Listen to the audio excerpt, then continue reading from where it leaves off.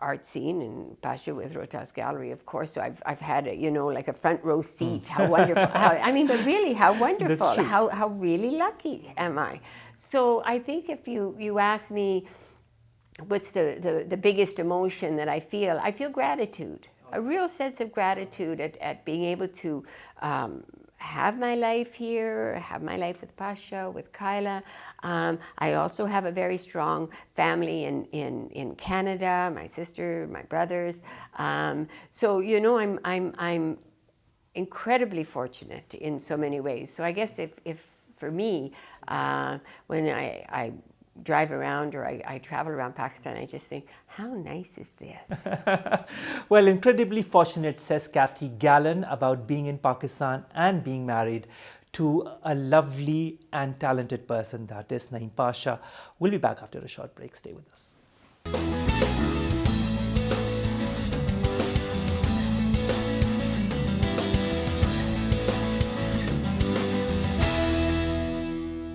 Welcome back. You're watching Sky's the Limit, and after that wonderful point of view by Mr. Naeem Pasha's wife, we're back to talking shop with Mr. Naeem Pasha. Sir, before we started talking to your wife and your marital life, we were talking about the end years in the US where you were studying, and then in '77 you came back to Pakistan. And within a couple of months, you made your own organization that was Architects and Planning Consultation. So how did that come about, and was it an easy job to open up an organization very quickly after your return? It was relatively easy, I would say, because I was told by many architectural firms in States that if you stay here, you don't need a job, you need a partner. And I said, I'll have to play golf for 10 years in America to become a partner with somebody. All right. So I came here as, very lucky I had worked with Suhail Abbasi, who became my partner, in the office that he was working before I left. As I was saying earlier, that working in Syria, I used to work in the evening over there. So when I came back, I had written to him that I'm coming back and I would like to form a partnership if you are willing. So when I came back, he was more than happy to have me, and so arriving on February of '77, and by April, May, we had the office running. July, I formally, signed a partnership deed, and All right. then there was no looking back. But you were talented, and maybe it was a time period when there was a requirement for people as creative as you for making buildings that could have a stamp of Pakistan on them. And you've made so many of them. The National Art Gallery for one, the Rotas Gallery for another, and so many others. Please cite some of them. I'd like you to tell us about them.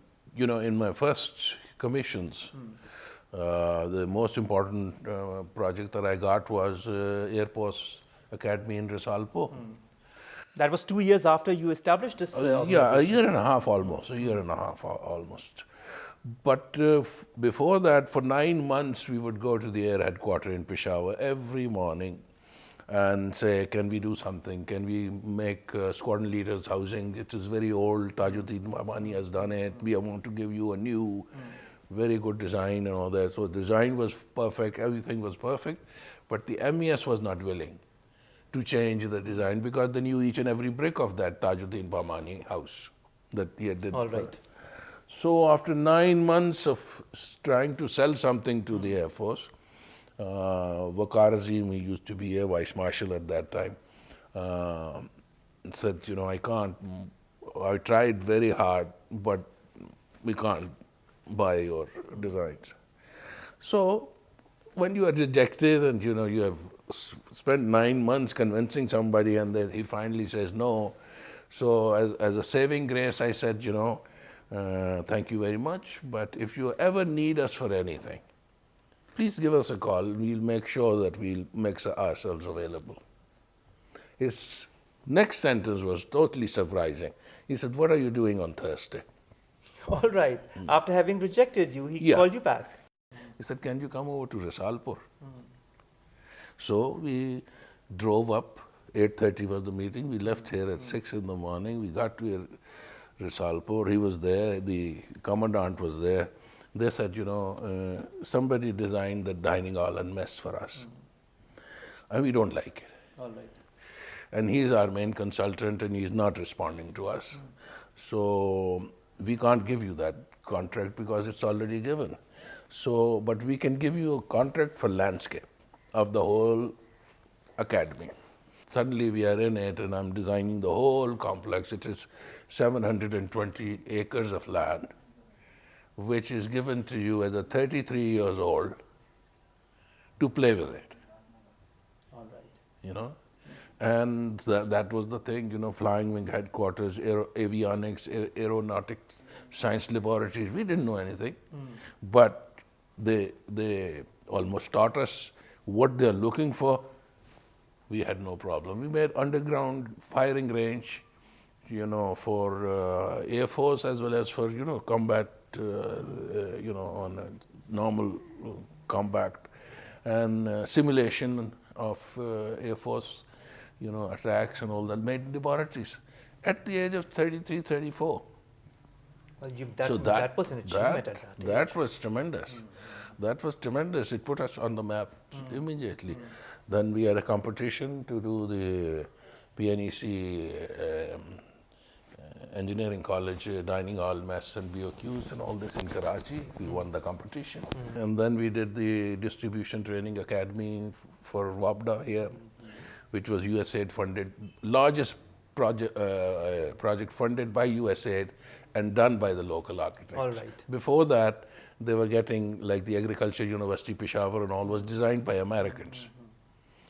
So this was the first time they gave it to a local architect. All right. My education in America helped, but that. So I did a St. Thomas Church, which was a very fascinating small project.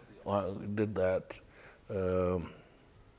Did many buildings like that with, I've done very few houses. All right. But including this one. Yeah. This house, this is your own, you won't let anybody else do it. That's true. Yeah.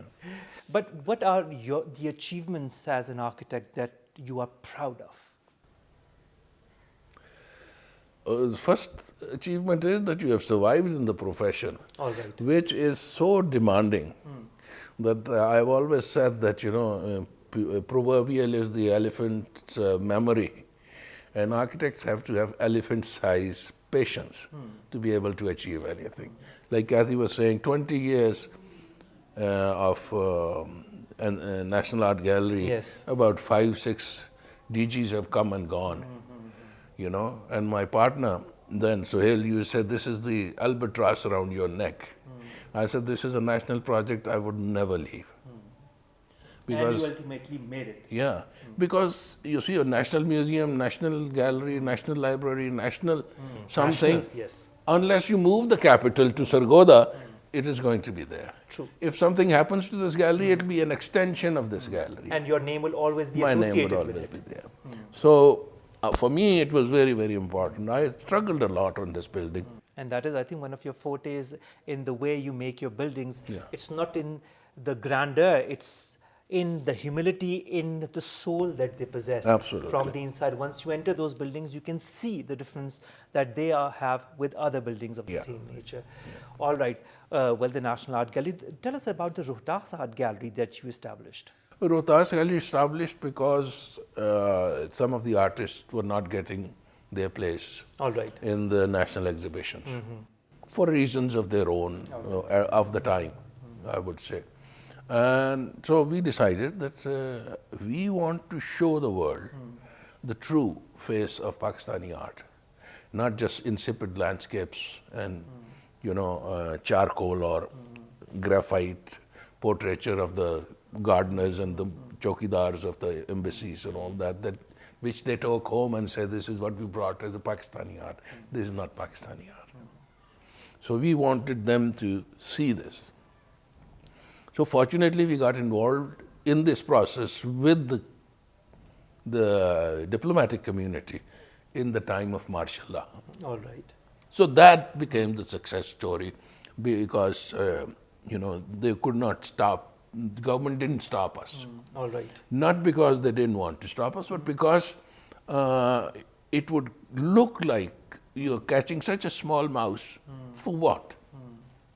And if, as long as they don't stir violently anything, let the foreigners see what they are. All right. Sure. So it has thrived since then, since the 80s when it was constructed and established. Still now, it has slowly and steadily made its mark in the world of art, and a lot of people come and display their art in your gallery as well.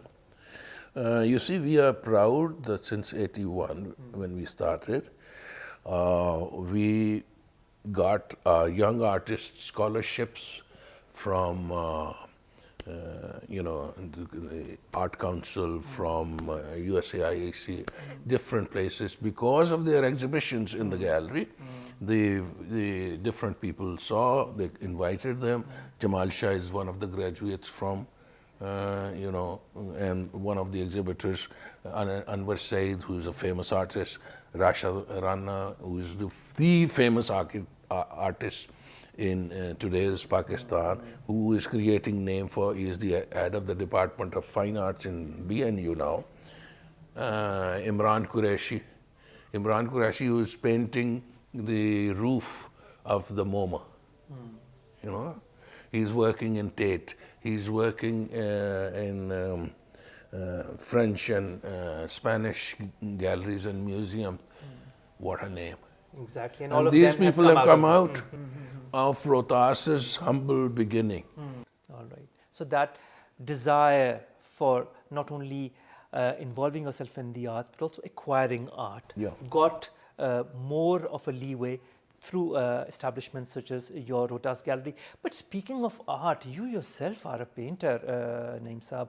And we talked earlier in the show about you painting Rembrandt or painting flowers on the covers of different pillows that your mother used to give to you.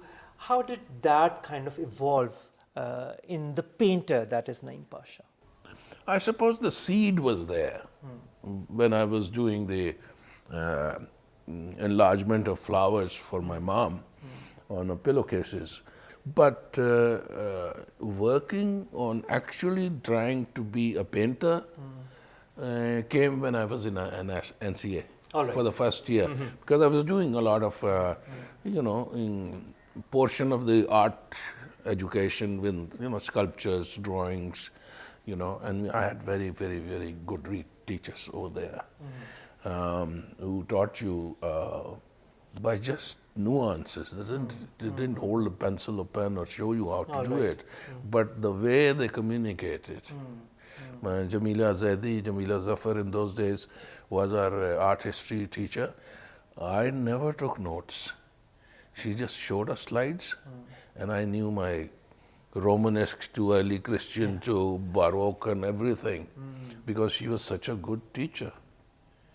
So National College would always stay in my, as my grounding. And that's where the painter, I don't call myself a painter. I just say that, one is very lucky to be able to make an image that works. What are the kind of arts as a painter that you've delved into? What are the kind of paintings that you've delved into? I know watercolors, oil paintings, but what kind? I mean, portraits or abstract? What was your forte, or did you change that with time? You see, when you are self-taught, I call myself a self-taught painter, you do everything. You do occasionally a portrait of your wife, which I did. You do figurative work, you do a landscape, which I have done. Sometimes there is a farmaish from a friend or an uncle or a cousin to make me, but they don't want a nude, so you will make a landscape. Aftab Sherwa wanted me to do a painting for him, so I made a landscape for him. Right. You see? But my work, no matter how much I want to run away from it, in my canvas, there would be a figure. All right. There would always be a figure in one form or the other. All right. I can't escape it. All right. You've mixed architecture and art as well, haven't you? Some paintings are architectural, and some architecture is painterly. All right. It happens. It happens. There's the third aspect of your professional life is that of a poet. Now, when and how did you start writing poetry, and what was the inspiration behind it? I think rhyming again was in me. My mother wrote poetry, even though she never went to a formal school, but she wrote poetry. All right. And wrote poetry in a very Lucknowi Urdu, coming from Ahmedabad, you know. So from there, my father said that he wrote poems also. I have not seen any of his poems, but he did. All right. So it started from there, but in 65, 64, I started All right. seriously writing when I was in 5th year or 4th year of architecture. All right. And you continued with the poetry, and this is one book that I'd like to show you. It's called Tulip in Sand Dunes. In fact, these are two books. This is the version with the English poetry, and on the other side, it's Dhool Ki Chadar. This is a collection of Urdu poems. So it's in fact two books in one, of the English, and on the other side, that is the Urdu poetry. And when did you publish this? This was, I think, 2004. What kind of message would you like to give to those young people who are trying to pursue the field of architecture, who are trying to pursue the field of arts, and also one last message of them being belonging to Pakistan and being Pakistanis and working for their country? So I know it's a lot to decipher in one single answer. I would say whether it is the painting, poetry, or architecture, it has to grow out of your soil. It cannot come from anywhere else. So first of all, that is the most important thing is, whenever I go to give a lecture to architecture students or fine art students, my basic desire for them is to fall in love with what you do. All right. A lot of people want to go abroad of this new generation, don't want to serve Pakistan, do want to serve, but not as with the same drive as people of your generation used to do. Why is the reason, and what should these youth be motivated into to be more patriotic?